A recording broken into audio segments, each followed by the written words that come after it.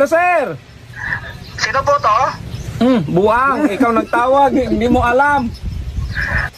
Ay sir, congratulations sir. Nanalo ka po sa Copico Blanca ng 700,000 sir. Wow. 700,000?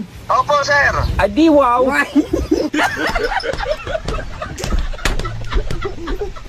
Awal talaga sir.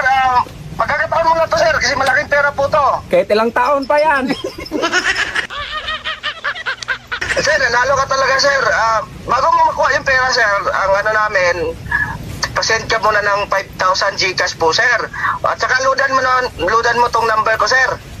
O buang ka, wala nga akong load. Ay sir, ano po sir, sayang na sayang po pag hindi nyo makuha talaga sir. O hindi mo ako mag-ano dong, kay grade 2 man ako dong, hindi mo ako masaril ng mga ganyan dong.